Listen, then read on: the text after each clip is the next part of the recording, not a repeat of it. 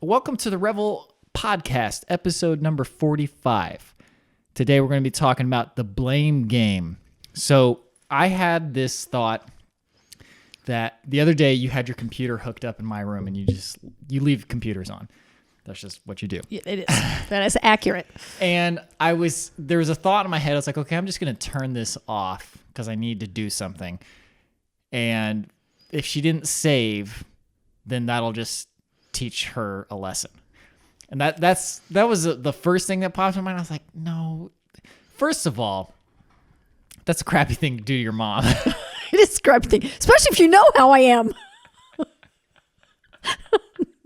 To just be like, well, I hope she's saved. Boom. But second of all, you would not have learned the lesson. No, or else I would have saved then. Yeah. And turned it off. But I could think of so many times, or especially for kids and stuff, people treat kids like that. Like, oh, well, you should have known better. Now you learned your lesson, blah, blah, blah. And that can apply to so many things, but this whole concept of just do better, it's like, duh. Obviously, I should save my work when I'm done working. Obviously, I should turn off the computer. Well, I didn't know that part. I thought it was okay to leave it on. You're fine. It goes to sleep automatically. That's just like a power saving thing. Oh, okay. But just whatever it is you're supposed to be doing. Yeah. Obviously, everybody should floss every night, brush every night, don't eat sugar, get 8 hours of sleep every night, don't do drugs, don't use alcohol. Those things are perfectly obvious. Okay, well, I'm getting a little bit off track, but the point is that that's what I said, and then you had something that you were. There's something that was similar, and I think they're related, at least as to the concept of blame, and that is when you see something has gone wrong for someone else. I personally think it's pointless to go, oh, well, you did that wrong. Or, oh, I saw that mistake before my part of it, but I'm going to go ahead with my part anyway because I'm going to do my job right. I don't care if you did yours right. And I think both of those concepts of pushing that to the person, that made the mistake, whatever it might be, is just a way of avoiding blame. Mm-hmm. It's not my fault. It's not my responsibility, not my fault. You should have done your job better, or you should have done whatever it is better. And I think, you didn't explain that exactly fully, but it's kind of what happened is that if one person makes a mistake and then the second person sees that mistake, but doesn't do anything about the mistake and just continues on with their job. And then after the whole thing is said and done, they go back and then say to person one, well, you made that mistake over there. It's like, okay, person one didn't know they made the mistake. Person two knew they made the mistake, but didn't do anything about it. And it's just a way of like shirking responsibility for the project as a whole. Whenever there's any type of mistake, it's a very, okay, so like when something happens, when they get in trouble for something, they immediately default to lying. Like not all kids, but but trying to get out of it. Nobody wants to get in trouble. Right. Kids especially. So what happens is I feel like that teaches everyone that if they see a problem, they don't want to point it out because they know they can blame it on somebody else. It's like, oh, okay, that thing's not screwed in. Well, I'm just going to ignore that because it's somebody else's responsibility. So that when the actual problem comes to light, you can just be like, oh yeah, that was somebody else's responsibility. I was like, well, did you see it? And you know what I mean? Yeah, I do. And I don't know if you guys know what I mean, but yeah, hopefully you do. But I think it's just that general concept of either you're working in context with people and you're working together, which means, yes, you each have individual jobs, but it is very helpful if you still are looking out for everybody else and doing your job. The first thing you have to do is do your job excellently. Like you do it the best you can, but everybody's going to make mistakes somewhere along the line. And if you really are part of a team or a family or whatever, the first thing is not to figure out who's at fault. Yeah. Is to fix the problem as soon as you know that there is one. Whether it was your part of the project or you're part of the family or you're part of the relationship that caused the problem or not. I used to work with, not for, but with a very large electronics company that you might know. And I don't think that I'm saying anything that they don't publish, but their corporate philosophy and their human resources philosophy at some point, I hope it still is, but was that there just isn't any blame. We're not looking for blame. If you see a problem, let's figure out how to fix that right away. If you caused it and you come forward, I'm going to have to stop, guys. I'm getting ready to sneeze.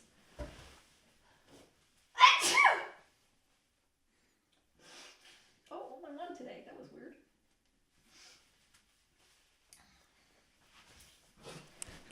Anyway, the whole corporate thing was when there's a problem, no matter what it is, no one gets in trouble for it. Like you don't get fired because there was a problem, but instead everybody works together to figure out how to fix it. That's a hard mentality to get across and to get corporate wide. And I don't know how successful they were, but that was their official policy. Human resources was to not look for a person to blame. And that,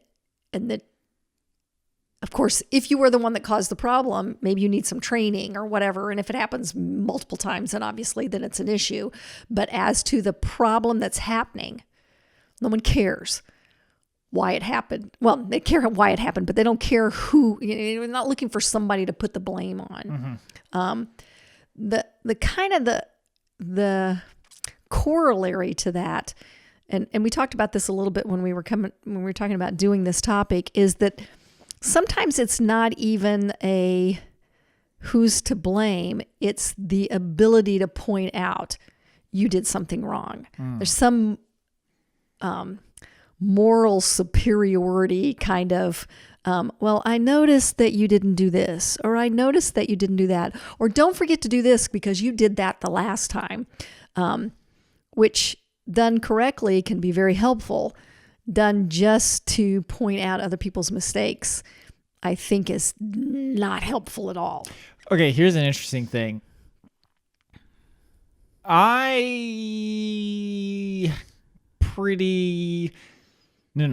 not. I was gonna say I'm pretty sure, but I'm sure, but I don't know when it started. But I've always been the blame game. I've always played the blame game. I'm your mother. I know that. I've been working on not playing the blame game because I've realized how stupid it is. But it was such a natural, automatic thing for me to just automatically, when somebody did something, blame them and then yell at them. Well, if it's a yell at situation. If it's not a yell at situation, I'd still look to place the blame. But how come you didn't develop that? Because you're not a blame gamer. No, I'm not. And I hope that I never was. But if you are, possibly in your childhood, I don't think so. Never mind. I'm going to take that back. I'm not. But I think it might be that's my defense mechanism. Like, I'll just take the blame. Oh, yeah. If there's somebody, okay. And I can give I was thinking about it in the car today, a very uncomfortable, real world, lots of money on the line situation where I was trying to get zoning for a project that I was working on, and the retailer that I was trying to get their plan, the way the front of their store was going to look through this city zoning. And it's pretty gaudy, and the city didn't like it and they didn't want to do it. And the retailer kept saying to me, And I was the head of the project, but I wasn't the one actually doing the zoning. It was the person right underneath me who worked for me, who then relayed that to the zoning committee in several meetings. Well, they did it in this fancier city. It was it was Miami or Boca Raton or something like that. Anyway, we said it multiple times.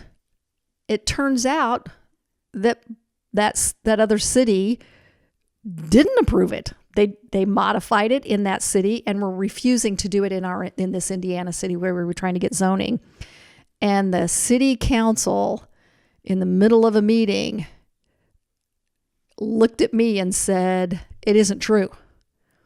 Here we have these pictures. Here's what it looks like in Boca Raton." I didn't think to look at the Boca Raton one. I didn't do anything. They were looking at me saying it, but they were using my underlings. It's not underling, I shouldn't say that, but the person who was in charge and saying, she has said this numerous times. It's not true. It's not true. And all I could do was stand up and say, "You are absolutely right if that's an accurate picture, and I take full responsibility."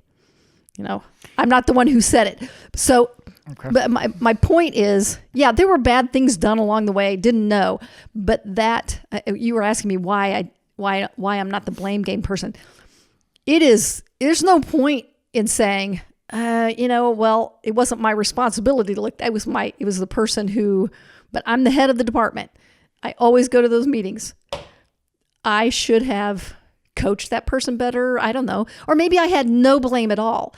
But to move it off of, you guys lied to us. The only thing I could do was say, I take the blame. And it was really uncomfortable. And every one of them, until the final one, was literally taking their shot. 5 minutes of yelling at me, shouting at me, to which I just kept having to say, I'm very sorry. It shouldn't have happened this way. I am, won't happen again, blah, blah, blah. Until the last person said, "I'm not going to beat you up anymore. I think we've beaten you up enough tonight." But my point is, I don't see any point in putting blame on somebody. It just puts them on the defensive. It doesn't move the project further. It doesn't move the relationship further. It just makes you mad at each other. So what happened with that project in the end? That project in the end, we went back to the retailer and said, "Hey, you a lie." and they modified it and it got approved and it's built in a local city here and looks really good. It doesn't look like it does in other parts of the city. So, okay. I got a lot of thoughts on that. The first one is that the former president of the United States made a career on, as soon as he got caught in a lie, blaming it on somebody else. Yeah. And it worked really well for him. So it makes it really, this is just a kind of observation, but it makes it really frustrating. And this is true for anything. But when somebody else is cheating and lying and they get what they want, it makes it really hard to want to do the right thing. Oh, yeah. You can still do the right thing, but it taints doing the right thing. Do you know what I mean?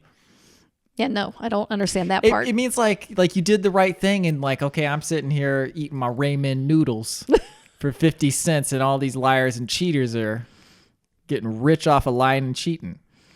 But the thing is that you could be very selective about what you see if you get in that mindset. Mm-hmm. Like if you just keep looking at the liars and cheaters, you're like, okay, well, nobody's done it the right way. But that's not true at all. Plenty of people have done it the right way and are as successful or more successful than liars and cheaters. And you, at least I believe, you have to set your priorities of what's important in your life. And if it's important in your life that when you go to bed at night, you know that for the most part, you've done the right thing every time. And that if you haven't, you feel bad about it. That for me is a priority. That's true. Yeah. Because if you get that success, but you lied and cheated. See, that's the thing is that the lying and the cheating, like if I started lying and cheating all the time, it doesn't make me feel any better. Exactly. I get I may get the thing I want, but I don't feel good about it. No. And I believe our former president, he's not a happy person. Oh, well, that's, Yeah. clear as So day. so he's lying and cheating and getting his way and bullying people, and so are his followers. But none of them are happy. Yeah. Like, they are not happy people. And for me, at least, that's a priority. And I can't be happy if I'm doing wrong in what is my opinion of doing wrong, which may or may not be the right way to do things. But when I go to bed at night, I don't feel bad usually. And when I do, it's because I've done something I shouldn't have done. And the next day I got to go fix that. Have we done a podcast on lying? I don't know, but I thought about it a few seconds ago. I was like, we should do a podcast on lying. I find lying so interesting because everybody does it to some degree, but everybody draws the line at what's appropriate just under what they do, like whatever thing you do, you're like, oh, well, just where I'm at, it's, it's fine. Yeah. It's just above what they do. Yeah. Their level. Yeah. I'm by no means am the exception to the rule. Everybody lies. Everybody embellishes to some extent. So it is what it is. Okay, what was the other thing that besides the line of a career?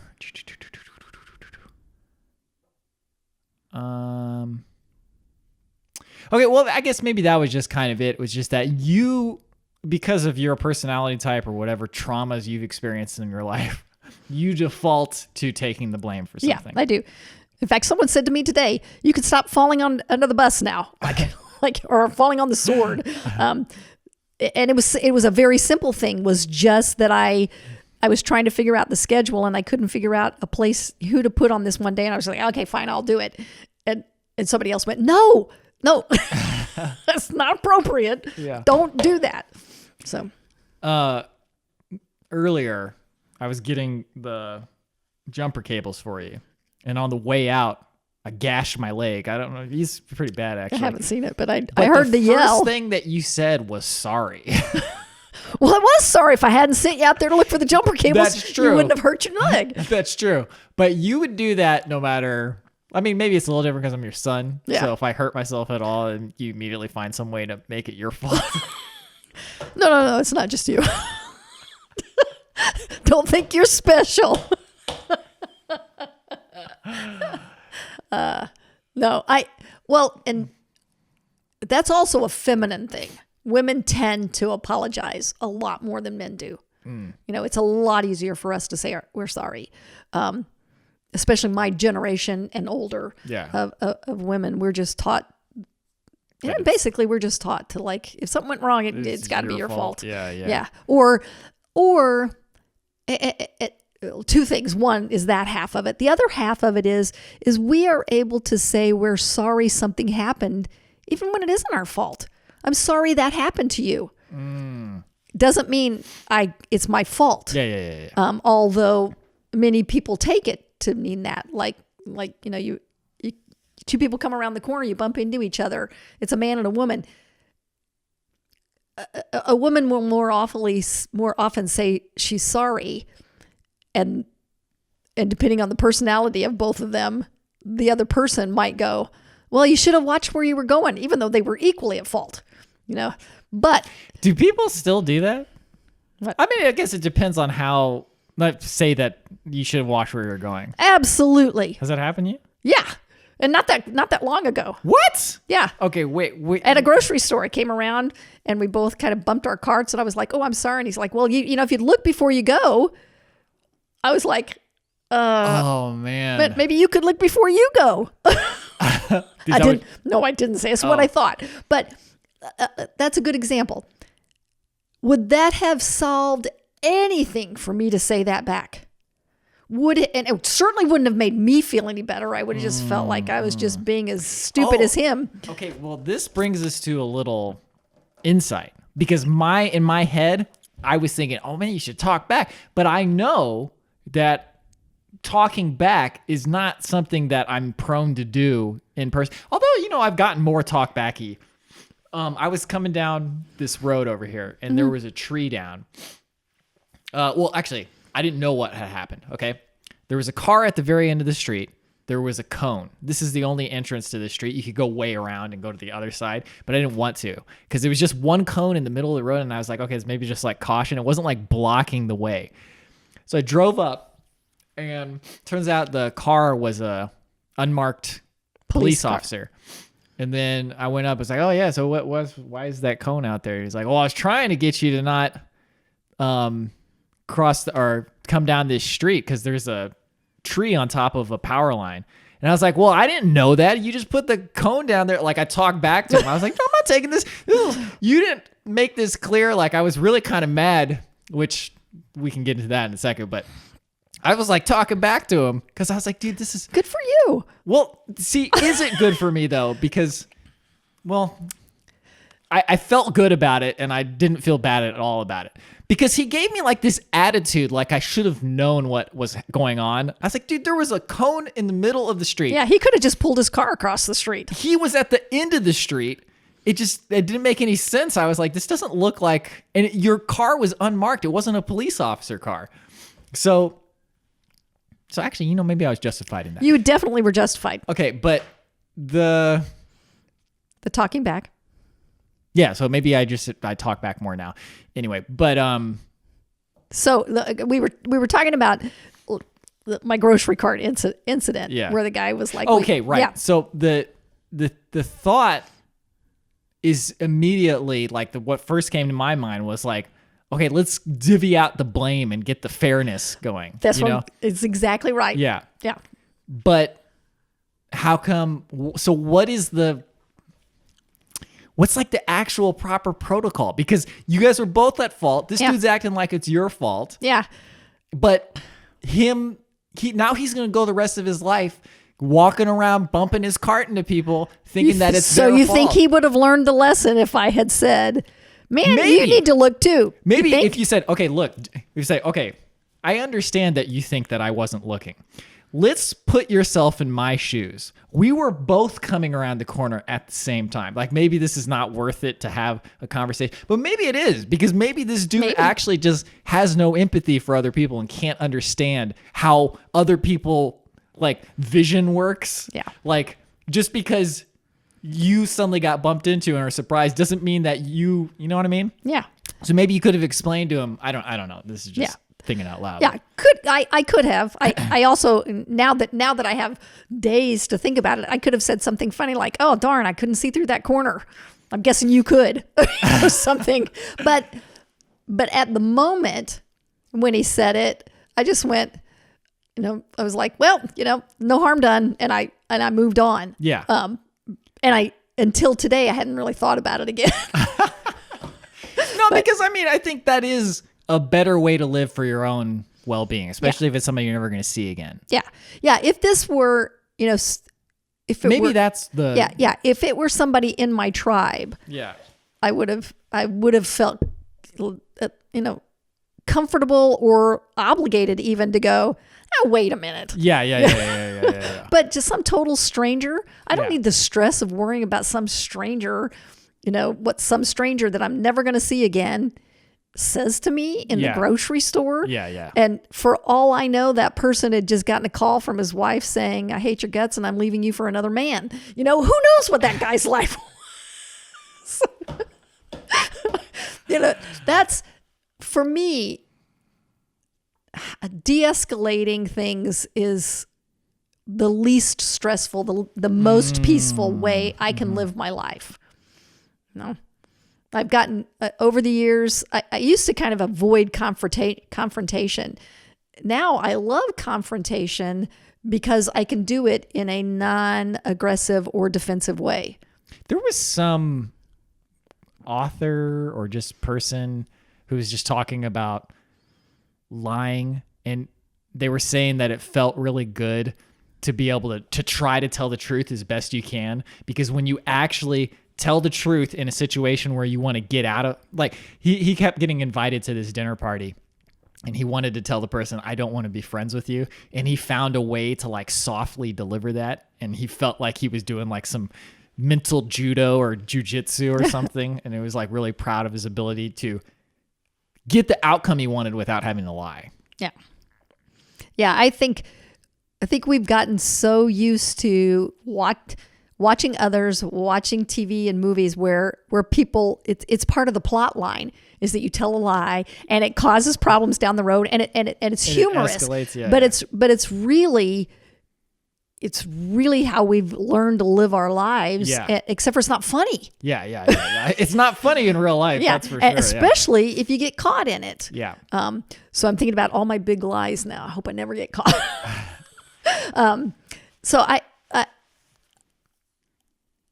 I think lying is part of the blame game too. It's, I don't want to be blamed for something. I don't want to get, in fact, it bothers me a little bit when I hear an adult say, well, I don't want to get in trouble for something. I'm like, man, we are beyond, when you're an adult, you don't get in trouble. Yeah. You have a conflict of some kind and you resolve it. Yeah, or you don't and you go your separate ways. Yeah. You know, getting in trouble is for little kids. But I don't know if you remember this or not, and if it made as big an impact as I thought it was making. But I used to say to you guys, you and your brother, that if you've done something, you should tell me the truth because you're going to get in a lot less trouble. Yeah. I think that this came up at some point in a previous podcast. It might already, have. But yeah. Yeah, it might no, have. I definitely remember that. Yeah.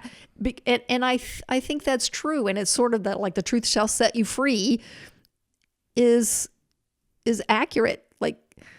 Like you knocked that vase off the table and broke it, you know? Well, it's broken now. Like, That's true. Yeah. What's the point in me, you know, maybe there is some lesson to learn, like, you know, don't horseplay in the living room next to the expensive vase. Yeah. Or maybe you have small children, don't put expensive vases out. Yeah. You know, any of those things, but all of that trying to avoid conflict, whatever the reason is, either whatever the method, you blame somebody else.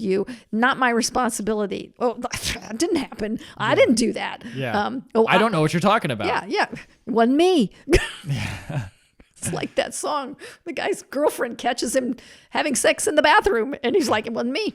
She's like, "But I saw you. It wasn't me." That's a song? It is a song. Okay, I think that came up on the podcast too at some point. Yeah, probably. Yeah, we're just rambling. So yeah. Anyway, the point that I think the whole point of today's discussion is, you know, what good is there in throwing someone else under the bus or finding the blame in any of your situations?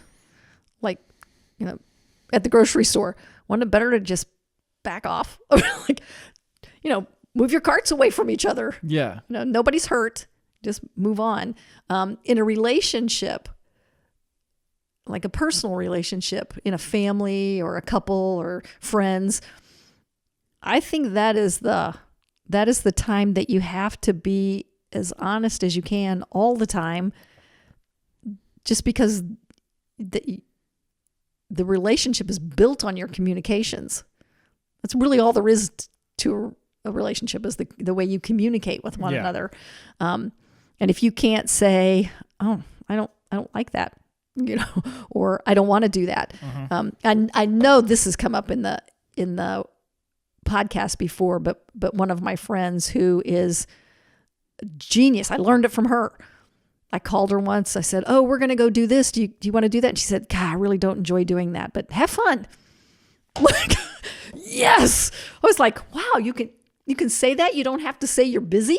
Yeah. Like, why would you say you're busy if you're not busy to get out of going to do something you wouldn't enjoy, and it wouldn't be fun for the people that want you to go if you're not having fun along with them? How easy was that? Like, okay, so well, the question then becomes, why would anybody not do that? And the reason people would not do it is that other people would make them feel bad for... Yeah, their experience has taught them. Which is weird. Yeah, it is really weird. But it's almost like trying to get somebody hostage to your fun event. Yeah. Like, you're going to come here and you're going to enjoy it. Yeah. Yeah. Or they take it as a personal fun. If you don't like what I like, you don't like me, which is stupid. Yeah. That does not jive at all, but it is a very, very common way of relationships. I think that's a lack of maturity. But if nobody taught you that as you were growing up, which most people, if they're watching movies and they're reading books and they're, all of the ways we learn stuff, if you're not learning that as you grow up, you have to learn it on purpose as an adult, which is what I did. Like how old was I? 50 something. That's only like 10 years ago. How old is Jack? See, it was 16 years ago. I know how old it was. It was 16 years ago that I learned that from her because she was a new friend. And ever since then, I've been trying to do that. If someone says, oh, do you want to do this tonight? Even if it's something I like doing. If I don't want to do it that night, I can say, that sounds really like it would be fun some other time. But no, not today. I don't want to. Yeah. It's hard to do that when you've already established a back and forth with a person. Like if you learn that, but then you have these people that you've already known for a long time, it's probably really still hard. Very hard. Very hard. Okay. Here's the question I have about so obviously blaming somebody doesn't specifically solve the problem. No. Okay. You can maybe find where the problem originated and you can make yourself feel a little bit better by making somebody else feel bad. I don't know. There's things that blame can do, but what it can't do is actually just outright solve the problem. How do you, maybe this is a dumb question because it seems kind of obvious when you say it out loud, but how do you solve the problem without blaming somebody? Okay. There's a difference between finding who to blame and finding out the origin of the problem or the cause of the problem. Even blame has a punishment part of it. Right. If you're, I'm just going to give the example of what recently happened to me. I made don't give the example. No, I was just going to say I made a big mistake. Yeah. I made a big mistake. And other people saw it before it became public or, got a wider view. Before the problem actually manifested. Yeah, before the problem made any difference. Yeah. Yeah. No one said anything to me about this big mistake I had made until after it became a problem. And then they came back and they went, you did this. Don't ever do that again. That's just kind of bizarre, though. It is really bizarre. So that's like a shirking of responsibility to a different level because they could have looked for a solution. Yeah, could have. But they didn't. And frankly, there was a super simple solution, which we, as soon as they said it, I was like, did you do that? No. Well, but it's not my responsibility, basically. Yeah. So why was I going there? What was the question? Oh, I had no problem with someone saying, hey, this problem came up and you did it. You need to really watch that. Or like, do you need me to check that for you every time? Absolutely. That's not blaming me for this catastrophe out there. Yeah. That's seeing that there was an issue and resolving it. Or calling me at the time going, hey, I saw this happen. I'm getting ready to do my part. Do you want me to just leave that? Or can you think of any way to solve it? Because I can't. Mm-hmm. Also okay. There's no blame in there. There's no like you did something bad in that. Yeah. And every problem is that way. Yeah. I can't think of anything that isn't that way. Can you? Not off the top of my head, no. Yeah, well, seriously, I mean, there can be lots of things that somebody do and you can go, I am as mad as hell. Because most problems don't originate from malice. It's not like somebody does something on purpose to specifically attack you. Yeah. When that happens, it's like, yo, this is like, I might need to call the police or something. Yeah. If somebody, well, there's a line in Downton Abbey. They've got a wedding coming up and the cook says, we've got 3 months to prepare and I don't want any mistakes. And one of the maids goes, I don't think anybody ever wants to make some mistakes. And that's true. Nobody wants to make mistakes. Now there are people who don't care enough to try hard. Yeah. They don't care. That's when, you see that's the problem. It happens a lot and they don't care. And then you go, you know what? This is not the right position for you. Yeah, yeah. You need some position where it's not so easy for you to make mistakes that make a difference. Yeah. But I can't think of any, seriously, I just think blame's a useless. I don't think it solves anything. No, finding the origin, finding the cause, addressing the cause in an adult kind of way. Even kids like my grandsons, certainly have their problems, but to go, oh, you did that and you're terrible because how would that help anything? Oh, you saying that to them? Yeah. Yeah. To say because they've made mistakes or they're fighting with each other. When there's some quote bad behavior, my usual response to that is, you guys, to try to help them understand what else they could have done, what the ramifications of always being like that might be. Yeah. But not to say, you're really bad for doing that, or, try to make them feel bad. Yeah. Making people feel bad doesn't really help much. Yeah. Yeah, it just when you really think about it like that, it makes so little sense that, well, I mean, so many things are like that though. Like, why are there wars? Like, why can't people just share? Why are people mean to each other? I was watching Freaks and Geeks. What is that? Freaks and Geeks, that TV show from back in the day. It was only like one season. No clue. I thought you said that you liked that show. Maybe somebody else said that. Anyway, it's like a show about high school in the 80s, and it follows a family and some freaks and some geeks. Anyway, there's so many people who just are so mean to each other. Like, the kids in the school are so mean to other kids for no reason whatsoever. And it's just really bizarre. It's like, why? Like, wouldn't it be so much more fun? I found out why funner is supposedly not a word. No. Because fun is a quantity. Or it's quantitative. Ah. It's not qualitative. No. Other way around. No? It's something like that. It's like you wouldn't say more... Crap. There's a reason for it, and when I read it made perfect sense. I don't actually know. Funner is like language evolves. Funner is fine. Anyway, it'd be so much funner or more fun to, it's quantitative, because it's like fun. It's like you can have more fun, but you can't have. It's like more perfect. Yeah. No, not like more perfect. I don't know. I'm getting the gist of it. Kind of there, yeah. But my brain anyway. It'd be so much more fun to be like, yo, you guys wanna go eat a Kit Kat bar? Yeah. It would be great if you could just be like, hey, I'm gonna do this thing. Which of you, 50 people that I know would enjoy doing that?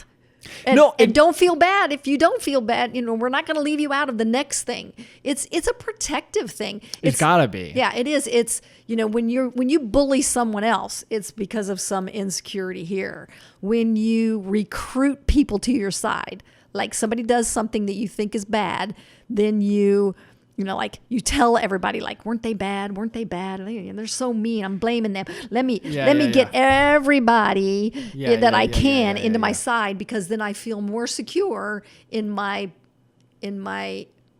immaturity, or whatever it is. When I worked at that Italian restaurant for 3 days and then my 2 weeks notice, there was this person who worked there who literally every sentence she said was a complaint about somebody else. It was unbelievable. I was like, dude, how are you alive right now? Like, how did you, like, just asking for like an order at the store seemed like that would be difficult for her to just say, hey, I want this right here and I want that, without blaming somebody else. Like, I want this right here, I want that. And then, can you believe this guy who just cut in line? I was like astonished. I was like, I can't believe how much crap she can talk about everybody. Well, and just think about how much mental energy and physical time in her life is not spent doing something that brings her joy. Yeah. Instead is that, because it may bring her satisfaction at some level. No way it brings her joy. Yeah. To complain all the time. And I think that whole recruiting people to your side is, in my opinion, when that's happening, it's almost evidence that that person, whoever's recruiting, it's evidence that they don't really feel that they're in the right. They have to get people to agree that they're in the right in order to, somewhere in that hole that's they're feeling is filled up. And don't get me wrong, I've recruited. Yeah. We all recruit. Yeah. But it depends on how well,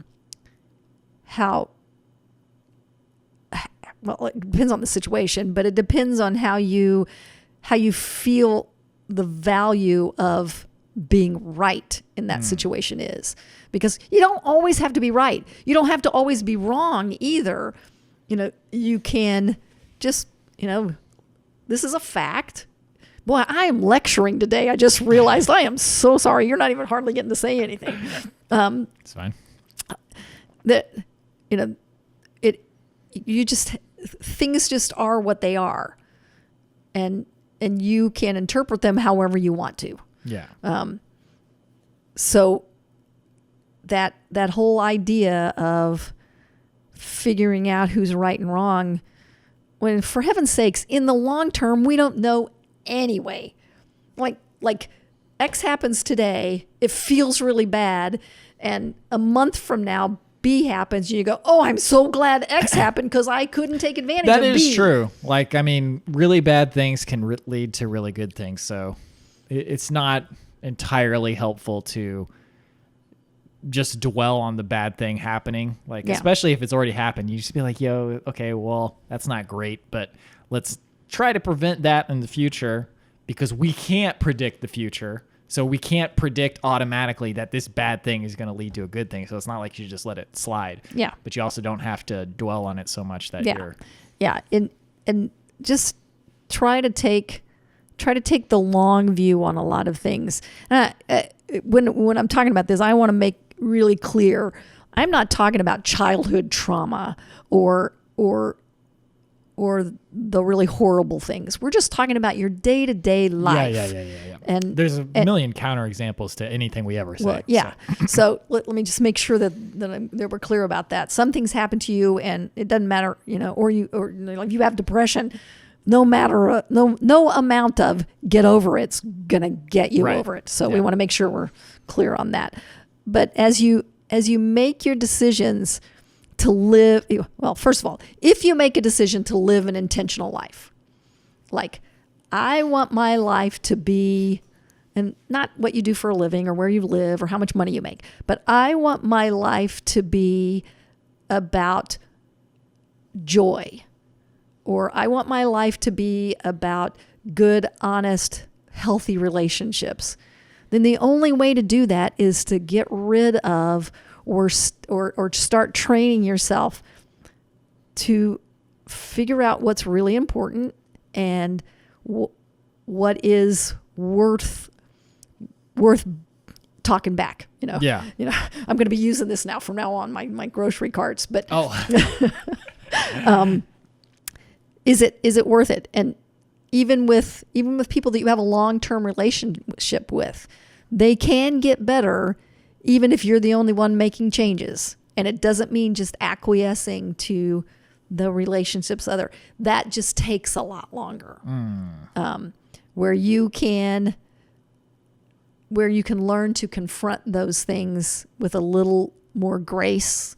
If you have a best friend from childhood and you've got, you've had that I should say best friend, but a friend from childhood, let's say, and they are the dominant of that relationship. But as you've gotten older, maybe in all your other relationships are much more equal.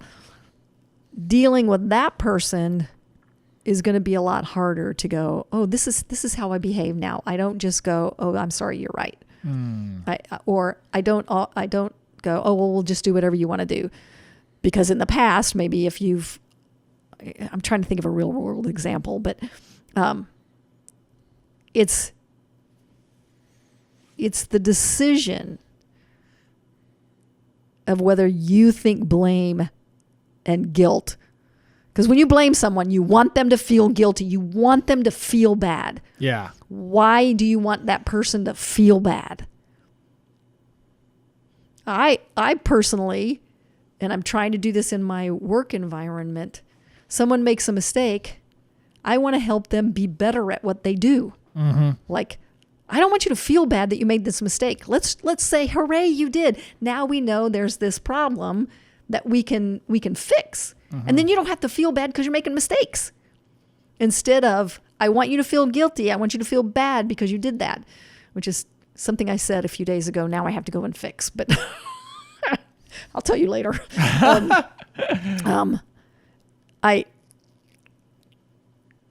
don't know how you justify any other way of looking at it, which is not good. I'm not going to say that it's absolutely right, but I just don't see why there's a reason to blame somebody and want them to feel bad unless you think it will do something.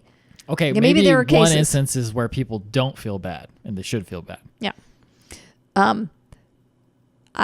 Maybe, but I would say those people, no matter what you say, are not going to feel bad. If they don't have it in them at this point in their maturity to feel bad, then they've either got some kind of psychosis or they're just too immature.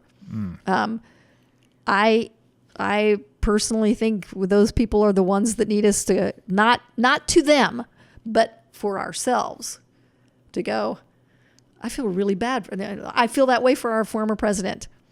I never want him to be president again. I would never vote for him. I wish I could find some of his supporters that I could actually have a conversation with to understand why they do. But I want him to be different. I don't want him to feel bad about what he does. I want him to be different. I have a lot of compassion. He must be the most unhappy person on the planet. But I don't want him, I don't care if he feels bad about that. I want him to be different. I want him to change. I think that's the crux of what I'm trying to say is blaming someone to make them feel bad doesn't do anything. It might even strengthen their resolve to stick in their position. Exactly. It doesn't open them up to going, oh, this is a safe place for me to go, oh, I'm going to go this way. Yeah. If you have some kind of psychosis, some narcissism or whatever, no amount of leading them, or accepting those is really going to change that. That's going to take some heavy therapy and drugs. But it's when that kind of person feels bad, they still do it. So why do I care if they feel bad? They're already miserable or they wouldn't be doing it. Yeah, I guess the actual act of blaming doesn't make so much of a difference. Like it would make much more of a difference to just excise them from your life. Yeah. Like if they're make your choices. Just like, okay, if this is how you feel about it and this is what you're going to do, then absolutely good luck to you and I'll see you later. Yeah. And that is certainly, that's a hard thing to do as well, especially if it's someone you've been close to for a long time. Yeah. But people that you're not, and we've talked about this before, if somebody shows you who they are, believe them. Believe Holy them. Cow, man. Yeah. You gotta, if it quacks like a duck, it's a duck. Yeah. It is not a duck in disguise playing 5D chess. Okay. It is a duck, man. Like maybe 99 times out of 100 it's going to be a duck. Yeah. Man, that's so true though, man. People, they tell you exactly who they are. And you don't want to believe it. Yeah. Partly because, and this is, I think, human nature. We look for what connections we have. How are we alike? And when they're showing you who they are and it is so different from what you are, you can't believe that anybody's like that. Yeah. Like, I had a theory early on that our former president was faking. I'm like, I think this is all a show. I just don't think he can really be like that. I knew somebody who literally, when I met them, told me they were crazy. And I was like, nah. That's just other people telling you you're crazy. And then later I found out, I was like, oh, okay, I see what you mean, yeah. Yeah, you're crazy. A little crazy. A little crazy. I understand now. Yeah. Okay, well, we've talked for a long time, so I'm going to pause the recording real quick, and I'm going to check for questions from the last okay. episode. There were no questions. Oh, okay. Lots of really nice comments. Thank you, everybody, for leaving comments. Feel free to leave questions, too. I think to close out, this is not necessarily about what we talked about. Do you have anything more to say about blame game? No, I think we covered that. This is just something that's like on the top of my mind. It's been on top of my mind since I started the vlog. But, and this could be a whole topic on itself, but I just want to close the conversation because I always feel like we could be coming across as preachy. I don't think that people take it that way. I hope not. For the most part, from the comments, I don't think people are. But if it does, I want people to know that you have the power and responsibility to think whatever you want. And if somebody is saying something you don't like, just stop listening and go do something else. My antagonistic brother, I can't believe I knew that's where this was going. I knew it.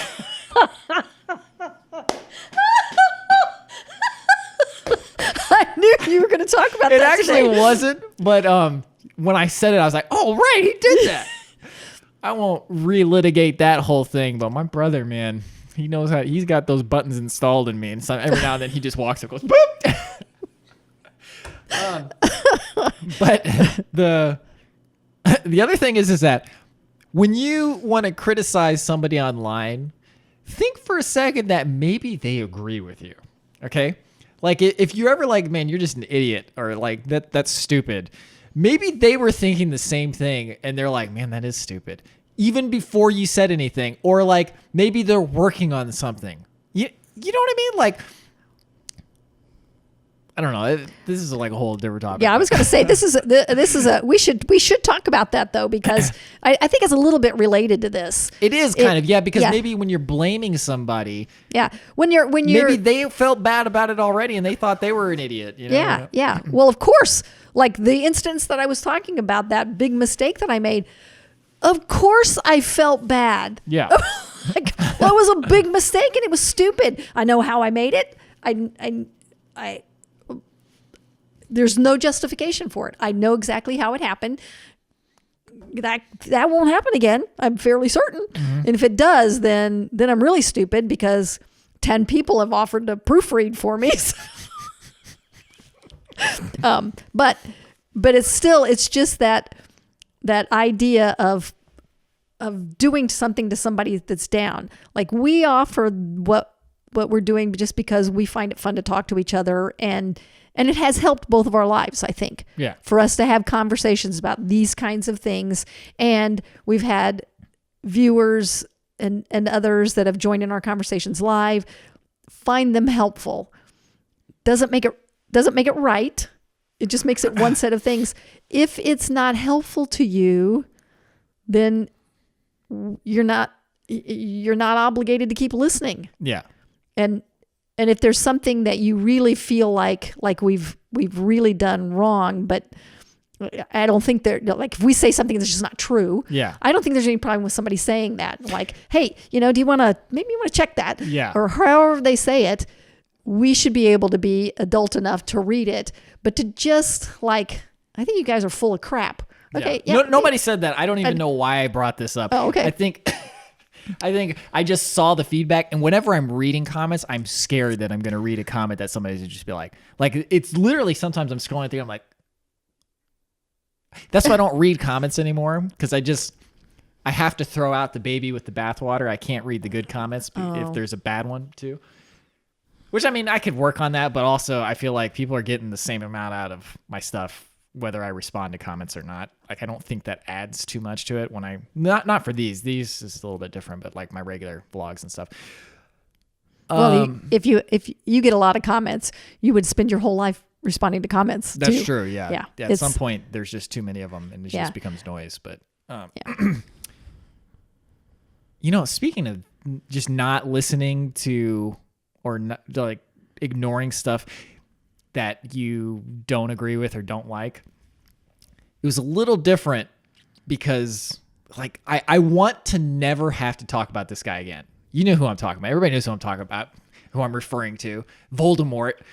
The name that shall not be spoken. Yeah, the name that shall not be spoken. But it's almost like there's a momentum now. Like the dude is gone. He has no public discourse ability anymore, even on certain major platforms. So you don't even have to hear him. But the news cycle still puts him in there. Stop reading the news because cycle. people just like hate clicking. Like, I gotta see what this mother effer did. God. And it's just like the momentum's still there. But anyways, the point of me bringing that up is I don't want to talk about that dude ever again. Yeah. Like, not even to illustrate a point. He's Voldemort. He's gone. Okay. Well, I'm going to hold you to that because I personally don't either. What I want to do is look at the things that people in politics are doing that I agree with and that are good. That's the worst thing about it, is that how many good comments do I get? And I throw them all out because of a few bad ones, because I can't handle ignoring the few bad ones. Yeah. You will eventually stop doing that. Maybe. No, I think you will. Yeah. I think you're not even to middle age yet, let alone being in. I think I'm middle-aged now. I'm 36 now. Is that middle age? The new 70 is the new 50. So You know that I think the U.S. life expectancy has gone down. yeah, but just in 2020 because of of COVID. Oh, I thought I it was just read it before that, yesterday. too. Oh, well, I just read it that it was in 2020. Maybe, I don't know. They said I read that it was the impact of COVID, but I didn't read the whole article. Okay, so. well, anyway, you know what we should do? We should end with the same way Ear Biscuits does. We can just try this out. But Ear Biscuits is Rhett and Link's podcast. Oh, I from Good love Milk in the them. Morning. They end with a recommendation of something that they've been liking or reading or watching lately. Okay. And they go, wreck, baby, We've 1, been on 2, here 3. for more than an hour because I set it to do not disturb for an hour. Oh, funny. Oh, yeah. Okay, well, we'll end right Okay. now. Do you have a recommendation? No, but if you do, go ahead and I'll think of something because. Oh, no, we can just give one. They just do one recommendation. We can Oh. follow suit. Okay. I mean, maybe we can think something better that is more our own, but I thought it was a nice way to close the podcast. What TV shows have I been watching? Oh, you know what? I got 2. First one is Beastars. Beastars is this anime with anthropomorphic animals, but it's all about carnivores versus herbivores. They live together in a society, but the carnivores still want to eat the herbivores. Fascinating show. Fantastic. Super well done. Every episode ends on a cliffhanger. It's awesome. Great anime. Beastars. Okay. What like It's Netflix. Netflix? Okay. The other one is Great British Bake Off. I've been watching that show. Have you really? Yeah. Super entertaining. Yeah. Super entertaining. And make sure you're watching while you're eating dinner, because you're going to get hungry watching that. And if you don't want to make bad food choices, make sure you're already eating something that you wanted to be eating. Because you're going to be like, man, we should go get a cake, man. Yeah. Yeah. Yeah, I don't have any. Have you watched that show? I have. Yeah, I've watched a bunch of episodes. Oh, okay. But it just made me want to eat, so I stopped. Or actually, it made me want to bake. And I'm yeah, a reasonably good baker, so I was Yeah. like, I can do that. I can do that. Oh, I could be really good at that. Remember when I started making that bread? Oh, Like yeah, when the yeah. pandemic, I was like, then I was eating bread every day. I was like, I can't be doing this. Oh, man. And yeah, the dude, Paul Hollywood on there, they edit him to make it look like he's a psychopath, and like he doesn't respond. Like you can tell that they kind of edit it because they can see the person talking and he's just listening to them, but they'll make it look like somebody just told a joke and he's just standing there going, it's really funny, but yeah. Okay. Okay. All right. Well, that's good. Beastars, Great Beastars British and Bake Great Off. Okay. All right. All right. Well, that was episode number 45. We'll see you guys in 2 weeks, Yeah. whenever it is. March. First Tuesday in March, or Yeah. some Tuesday of March. There's only going to be 2. Yeah. Thanks for watching. We'll see you in the next one.